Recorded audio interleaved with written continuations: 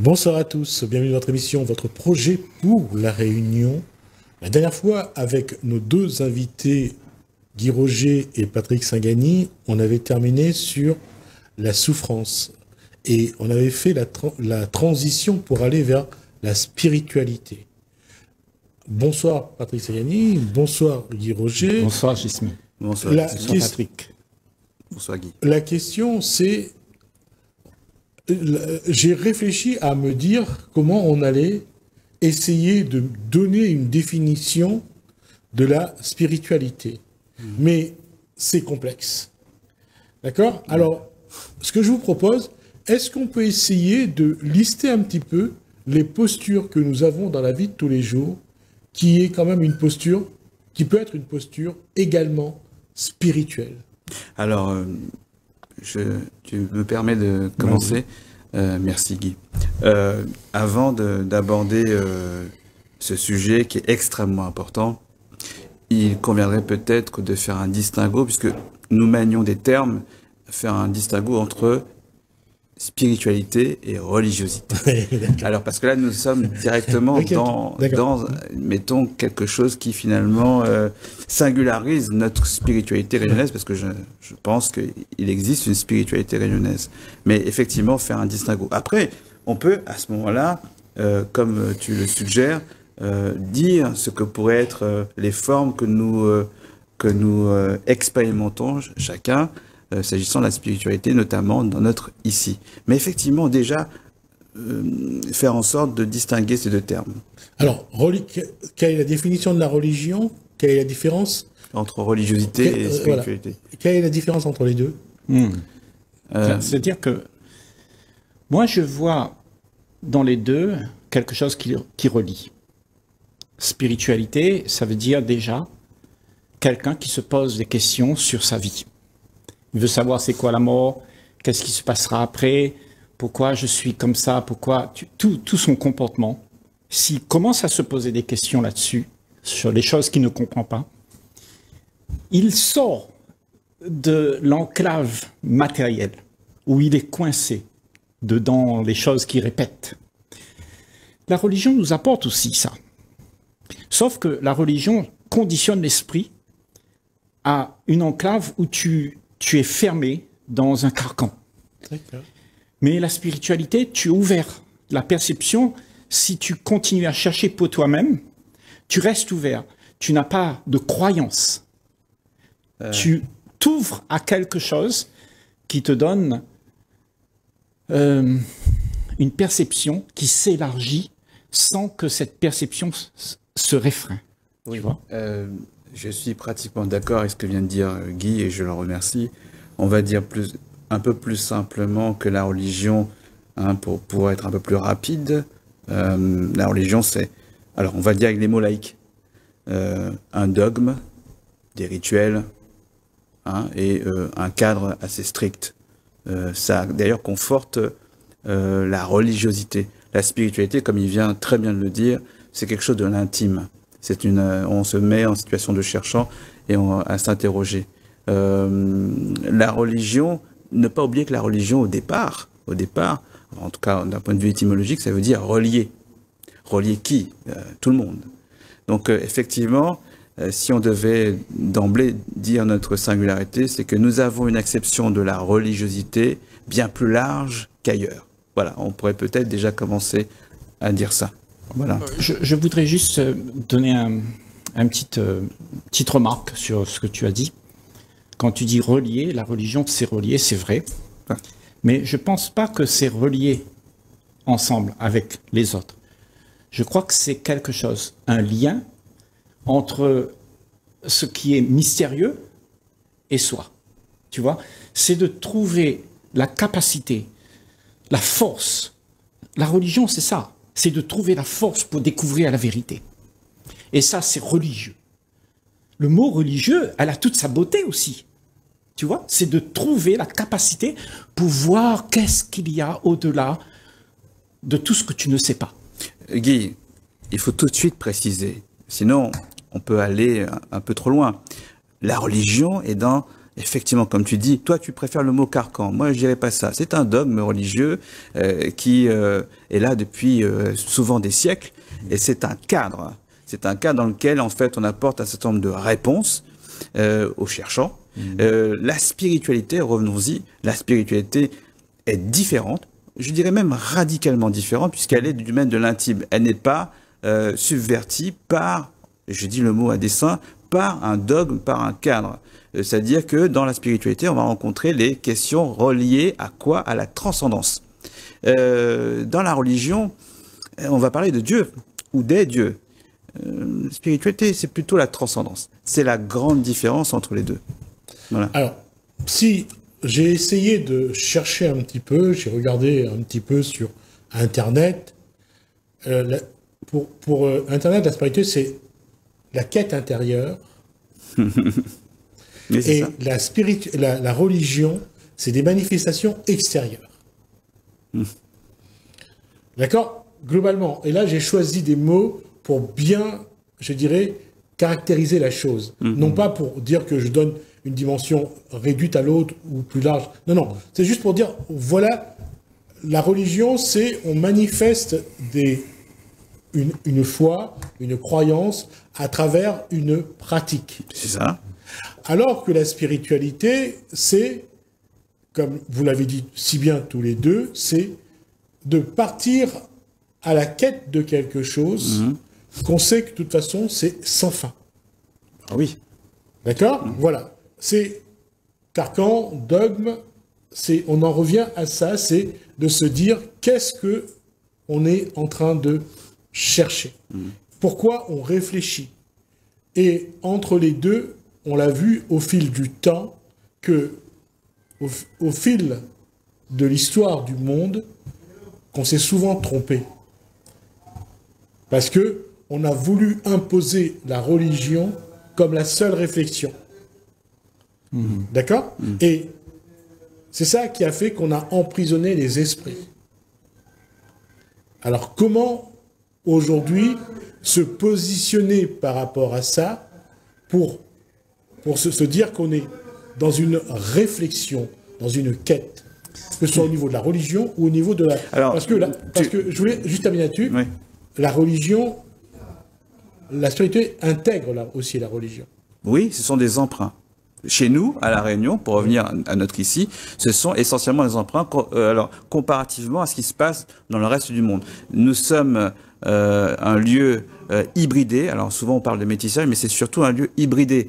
Donc on a surtout fait des emprunts. D'ailleurs, la pratique religieuse, même la plus stricte, la plus dominante, c'est-à-dire la religion catholique, elle n'est pas du tout la même si vous vous déplacez dans X endroits sur la planète, parce que il y a une adaptabilité qui a été réalisée sous le coup du poids de l'histoire. Mais effectivement, hormis cette religion dominante, il y a effectivement un aspect d'emprunt lié à l'hybridité de ce qu'a résulté la réunionité. Donc effectivement, et c'est pourquoi ce sujet de spiritualité est extrêmement important, c'est parce que il y a des emprunts dans la religiosité.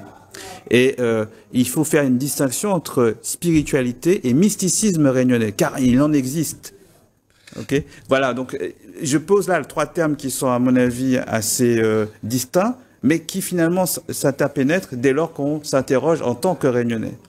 Sur les 3 points que vient d'évoquer Patrick Sagadi, le mysticisme réunionnais.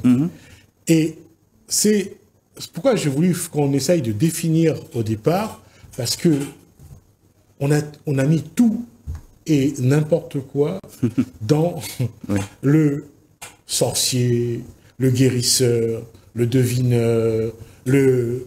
Oui.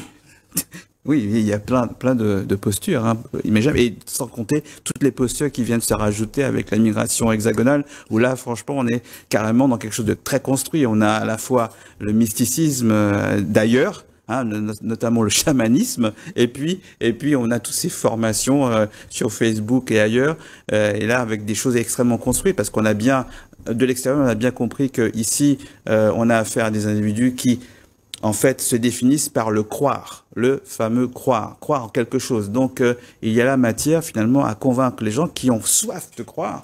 Parce que, je le dis d'emblée, la spiritualité réunionnaise, le mysticisme réunionnais s'abreuve, en fait, à un constat complètement inconscient qui veut que, finalement, la liberté, la vraie liberté n'a jamais été octroyée, et c'est la seule source de liberté à laquelle on peut se sustenter, c'est-à-dire la source de sa spiritualité, voire de sa religiosité.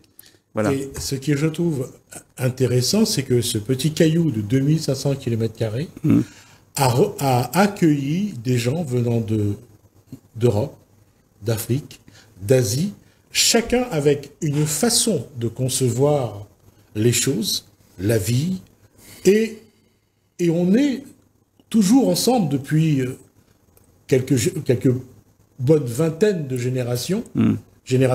On est toujours en train de construire quelque chose. C'est pour ça que je disais, même chez les différentes communautés, il y a la pratique, il y a la religion, il y a la tradition.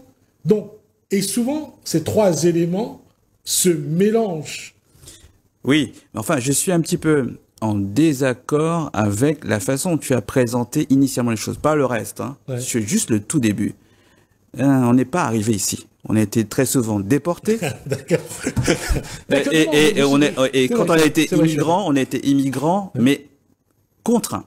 Donc, il n'y a pas eu une réunion festive durant laquelle, ah tiens, tu viens, on va, etc. Non, d'abord. Et puis, ça correspond assez bien à notre réalité, puisque nous savons parfaitement que si nous observons un phénomène qui n'existe pas ailleurs, à savoir que le Réunionnais, la personnalité réunionnaise peut accueillir en son tréfonds 2, 3, parfois 4 religions, ça veut dire qu'au départ, cette chose-là, elle est initiée par rapport à une religion dominante qui fait son travail, hein, évidemment. Hein. Je vous évangélise. Ça s'est vu ailleurs. Mais la seule source du Réunionnais de l'époque qui a été de se battre, d'être en confrontation, mais finalement sans recevoir des coups, c'était d'affermir sa foi. Or, la foi originelle ayant été éradiquée, ça a été des sources d'emprunt malgaches, indiennes, que sais-je.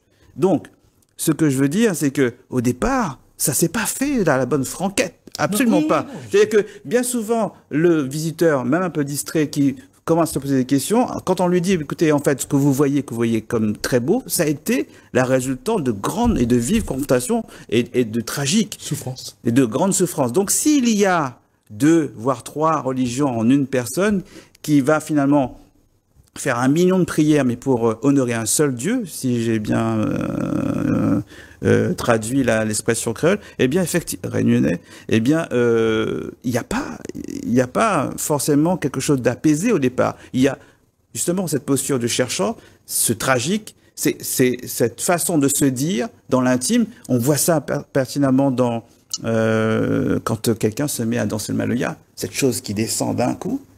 Cette posture que l'on prend, moi j'apprécie quand je vois cette chose se faire devant moi, parce qu'en fait on voit directement que la personne se met en connexion avec un je ne sais quoi dont on n'a absolument rien à dire, parce que c'est de l'ordre de l'indicible. Vous voyez, donc ça veut dire tout simplement que c'est beaucoup plus complexe qu'il n'y paraît. Ça n'est pas juste une juxtaposition comme on le ferait au Gédir par exemple. Ça n'est pas une juxtaposition de religion, c'est autre chose, c'est bien plus complexe que ça. Mais est-ce que c'est pas... tu sais, tu as parlé, tu as développé tout ça. J'ai entendu. Et moi, je dis, peut-être que nous avons une façon de vivre ici à La Réunion où nous sommes rentrés dans des habitudes, des carcans. Moi, j'appelle ça des carcans. C'est de la répétition. C'est copier ce que mes aïeux m'ont dit de faire. Et moi, je trouve que la réponse, une solution à ça, c'est d'aller chercher au-delà de tout ce qu'on sait. Parce que le problème vient de nous-mêmes, au fond de nous-mêmes. L'homme, il est fait ainsi et il veut être rassuré par quelque chose qu'il va croire, quelque chose qu'il veut trouver pour pouvoir se rassurer que moi, si je meurs, je suis OK. Tu vois ? Une question très personnelle, Guy. on a des parents et des grands-parents qui sont nés à la rivière Saint-Louis, qu'on part en Inde, qu'on rencontre une Irlandaise, qu'on se marie, Oui. ça amène, j'allais dire, des postures, des réflexions quand même inédites. Oui, mais tu vois, ça amène ça parce que, tu vois, tout un chacun d'entre nous, on a besoin de vivre pour comprendre qu'il y a quelque chose qui ne va pas. Je me suis marié, j'ai eu des familles, je suis allé à l'église comme tout le monde, on m'a dit c'était comme ça, il faut le faire, et si tu fais pas, ben t'es le vilain petit canard. Et puis c'est une Irlandaise, ça se passe vraiment à l'église. Voilà. Et donc moi, j'ai compris qu'il y avait quelque chose qui allait pas avec ma vie parce que j'étais pas joyeux. Il y avait quelque chose que j'étais obligé de faire et que je me suis rendu, si tu veux, esclave de ce que j'étais en train de vivre. Je vivais ce que les autres m'ont demandé de vivre. Donc toute cette spiritualité que j'ai entendue de ma vieille tante, de ma grand-mère et tout ça, c'est comme un poids sur moi. Tu vois? Et j'ai réfléchi tout ce temps-là, tu sais, parce qu'il faut le vivre pour réfléchir, il faut prendre son temps. Et j'ai réfléchi et je me suis dit, mais finalement, quand je regarde bien, tout le monde se tait là-dedans, il se réconforte avec quelque chose qu'ils ne connaissent pas. Ils n'ont pas démystifié la vie, ils veulent garder le mystère, et ce mystère les inquiète, et ils le cultivent toute leur vie. Donc, tout le monde reste dans le mystère de la vie, et personne ne veut être spirituel pour pouvoir sortir de ses carcans et pouvoir ouvrir son esprit à quelque chose qui est neuf. Mais la question, elle est simple. Moi, comme Patrice Agagny l'a dit, j'aimerais bien qu'on reconnaisse un jour qu'il y ait une spiritualité réunionnaise. Mais les gens, quand ils viennent de l'extérieur, ils nous regardent, ils n'ont pas l'impression qu'il y a une spiritualité réunionnaise. Parce que le regard est souvent condescendant et on n'a pas, je dirais, un regard objectif. On n'a pas une phrase, une posture vers nous objective. Et si c'est pas nous qui faisons en sorte qu'elle soit rectifiée, on nous fera pas de cadeau. Oui, notre grande difficulté, c'est de nous dire, c'est-à-dire de nous présenter. Ça correspond à notre problème principal, c'est-à-dire en fait la capacité à s'exprimer, que ce soit en créole réunionnais ou en français. Donc déjà, quand on a cette difficulté-là, il est difficile d'expliquer à celui qui arrive et qui voudrait un peu comprendre les méandres de tout ça. C'est difficile de lui expliquer en des termes clairs, parce que ces termes clairs restent en nous enfouis. Par exemple, va donc expliquer ce que relèvent les âmes errantes à La Réunion, alors que c'est un phénomène que l'on peut désigner dans d'autres cultures, mais sous différentes formes. Essayons de voir. Déjà, il faut que la personne qui nous interpelle puisse être en mesure de se rendre compte qu'il y a le fait esclavage et le fait colonial, et que c'est ça qui a conditionné en fait notre spiritualité, qui est profondément réunionnaise, adossée, comme je l'ai dit tout à l'heure, à un mysticisme réunionnais.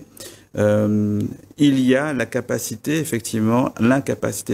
à justement se dire. Mais une fois qu'on a dit que la personne se rend à l'évidence compte de quelque chose, à mon avis, d'indubitable, c'est-à-dire que on a affaire à une personne qui a envie de croire. Je vous donne juste une seule anecdote. Je discutais il y a très longtemps, plus d'une dizaine d'années, avec des surveillants de collège. Une réunion extraordinaire. On me pose la question, en quoi est-ce que tu crois, Patrick? J'explique ce qu'est ma spiritualité, etc. Et je vois bien que dans le regard de la personne qui m'interpelle, il y a un truc qui va pas. Et là, il me dit, tu sais quoi?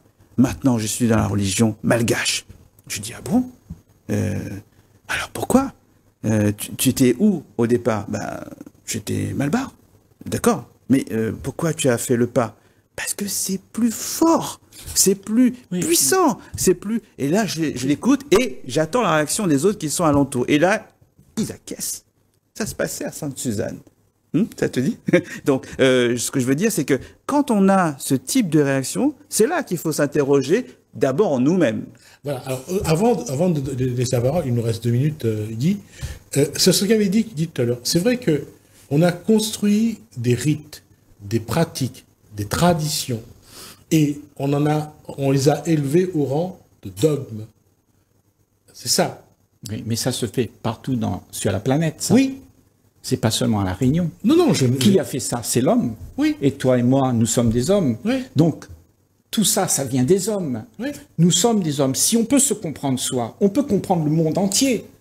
Je suis d'accord. Mais ce que je disais, c'est que, en fait, il y a ce qu'on appelle une évolution de la chose. On est arrivé avec, on s'est obligé, on était obligé de communiquer, on a créé quelque chose. Aujourd'hui, on arrive à un moment de cette évolution. Oui.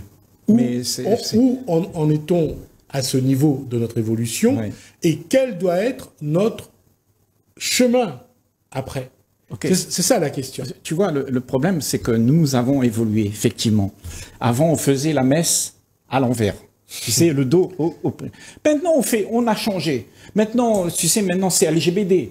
Maintenant, on fait toutes choses, tu sais, parce qu'on a évolué. Mais on a évolué en quoi? En quoi on a évolué? On n'a pas évolué du tout. On est toujours dans le mysticisme et on est toujours en train de se morfondre pour pouvoir avoir quelque chose qui nous réconforte. Guy, tout ça, c'est de la baliverne. Guy, il faut du temps.